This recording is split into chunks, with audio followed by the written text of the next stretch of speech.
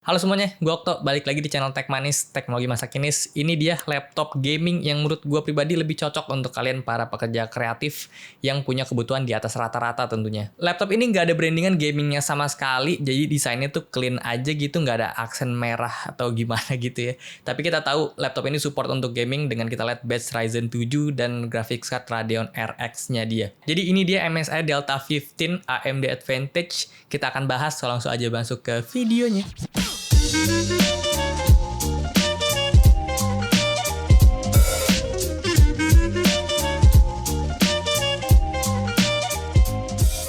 Oke, jujur gue suka banget sama laptop ini karena punya desain yang minimalis, bener-bener kayak laptop kelas bisnis gitu, tapi punya performance yang super ngebut. Belakang laptop ini bener-bener clean banget, cuma ada logo Thunderbird yang dia kasih di ujung atas kanan ini bikin ada kesan premium di laptopnya.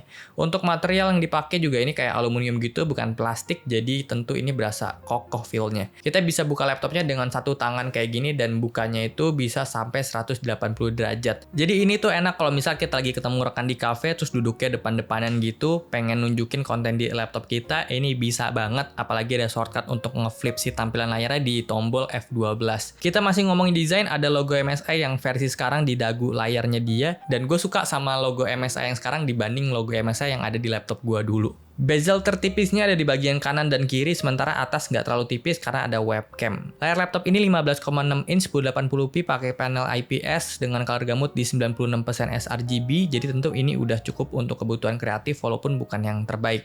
Dan surprisingly layarnya udah 240 Hz. Yes. Lanjut untuk layout keyboard, di sini dia pakai 75%, tapi ada yang unik karena kontrol kirinya ini dia ukurannya sama kayak shift kirinya, ini kayaknya 2U sih ukurannya. Tujuannya mungkin bisa gampang dipencet ya, karena kalau kita lagi main game FPS ini kepake banget kontrol kiri untuk kita nunduk-nunduk gitu ya. Nah, karena kontrolnya kayak gini bikin tombol FN dan kontrol yang kanan jadi satu kayak gini kebagi dua.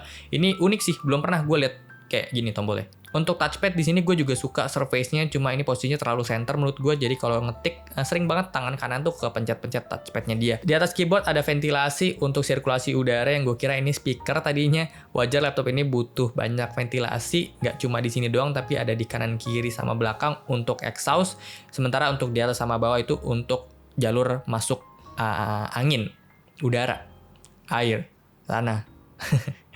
Sementara untuk speakernya ada di bawah sini, nggak ada merek-merek speaker ternama gitu, tapi punya kualitas yang udah cukup baik sih menurut gue. Untuk laptop ini portnya lumayan banyak, di sebelah kiri ada USB Type-C 3.2 10GB per second, ada USB-A 3.2 audio jack 3,5mm dan DC-in. Di kanan ada HDMI, ada Type-C 3.2, support DisplayPort juga, dan ada USB-A 3.2. Yang bikin gue happy adalah Type-C 3.2 sebelah kanan dia itu udah support untuk display pakai DisplayPort. Jadi kalau misalnya ada monitor yang support Type-C ini bisa dicolok ke sini, kayak kemarin gue tuh spill untuk ThinkVision mobile monitor itu gue colokin di sini tuh bisa banget. Tapi sayangnya Type-C-nya dia ini belum bisa untuk ngecharge. Lanjut ke performance laptop ini, dia punya prosesor AMD Ryzen 7 5800H 8 core 16 thread, terus electric cache-nya itu ada di 16 MB, jadi udah cakep banget deh. Untuk GPU dia pakai RX 6700M 10GB, dan untuk RAM dia pakai 16GB DDR4 dual channel dengan speed di 3200 MHz. Storage di sini kita dapat 1TB SSD NVMe M.2 PCIe Gen 3, 1TB ini banyak banget ya. Really nice. Dia punya SSD ini speednya cukup nice ya, untuk speed rate-nya itu ada di 2400 MB per second dan rate-nya itu ada di 1700 MB per second. Ini udah oke untuk ukuran SSD bawaan sebuah laptop gitu ya. Nah, kita akan coba lakuin tes untuk di laptop ini, ada gaming test sama benchmark nah tentunya ya. Dan ada render. Kita tes main Forza Horizon dengan preset rata kanan dapat di 70-80 fps, terus untuk main Apex Legends preset rata kanan juga dapat di 120 fps. Untuk benchmark pakai 3D Mark dapat skor GPU di 8626 dan CPU di 8712.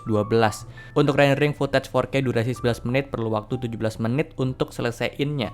Untuk laptop ini bobotnya ada di 1,9 kg, cukup enteng untuk sebuah laptop gaming dengan performance kayak gini. Sementara untuk dia punya charger itu ada di 700 gram. Jadi kalau dibawa dua-duanya kira-kira ada di 2,6 kg. Bener nggak? Bener ya? Minus dari laptop ini, walaupun ini SSD dan RAM-nya itu bisa upgradable, tapi kita agak PR untuk ngebukanya. Karena apa? Karena dia punya motherboard itu ngadepnya kebalik. Biasanya kalau kita buka laptop, cover plate belakang kita buka, motherboard tuh ngadep ke kita gitu ya. Kalau ini enggak, malah ngadep ke meja gitu ya. Jadi ngadepnya ke keyboard. Nah, saran gue kalau misalnya kalian pengen upgrade, ya kasih aja ke abang-abang MSI Service Center nih bang, tolong upgradein.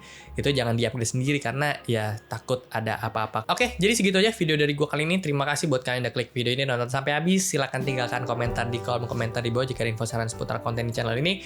Like dan subscribe serta aktifkan lonceng notifikasi sebagai dukungan kalian terhadap channel ini. Gue Okto, sampai jumpa di video selanjutnya. Terima kasih.